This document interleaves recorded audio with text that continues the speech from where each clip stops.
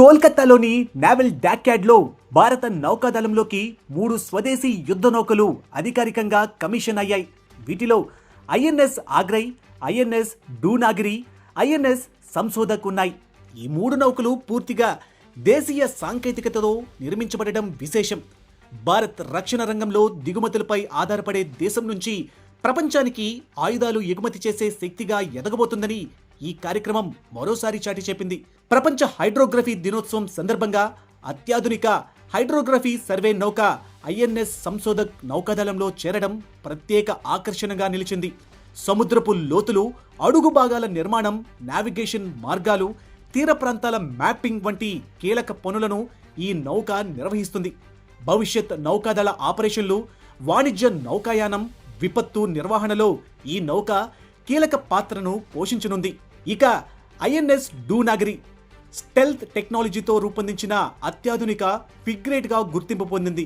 శత్రు రాడర్లకు చిక్కకుండా పనిచేసే సామర్థ్యం దీనికి ఉంది. మరోవైపు ఐఎన్ఎస్ ఆగ్రై సముద్ర భద్రత, గస్తీ, వ్యూహాత్మక కార్యకలాపాల్లో కీలకంగా వ్యవహరించనుంది. హిందూ మహాసముద్ర ప్రాంతంలో చైనా పెరుగుతున్న ప్రభావానికి ఎదురొడ్డి భారత నౌకాదళ సామర్థ్యాన్ని మరింత బలోపేతం చేయడంలో ఈ నౌకలు కీలకంగా మారనున్నాయి. గత కొన్నేళ్లలో భారత నౌకాదళంలో 40కి పైగా స్వదేశీ యుద్ధ నౌకలు, జలాంతర్గాములు చేరాయి. ప్రస్తుతం మరో 45 ప్లాట్ఫారంలు నిర్మాణ దశలో ఉన్నాయని, ఇవి కేవలం రక్షణ సామర్థ్యాన్నే కాదు, దేశ ఆర్థిక వ్యవస్థను కూడా బలోపేతం చేస్తున్నాయి. కొత్త నౌకల నిర్మాణంలో 200కు పైగా సూక్ష్మ, చిన్న, మధ్య తరహా పరిశ్రమలు భాగస్వామ్యం అవుతున్నాయి. షిప్పింగ్ రంగ అభివృద్ధికి కేంద్ర ప్రభుత్వం 70,000 కోట్ల రూపాయల ప్రోత్సాహక ప్యాకేజీని కూడా ప్రకటించింది. ప్రస్తుతం భారత రక్షణ ఉత్పత్తుల విలువ సుమారు 1,80,000 కోట్ల రూపాయలకు చేరుకోగా, రక్షణ ఎగుమతులు దాదాపు 40,000 కోట్ల రూపాయలకు పెరిగాయి.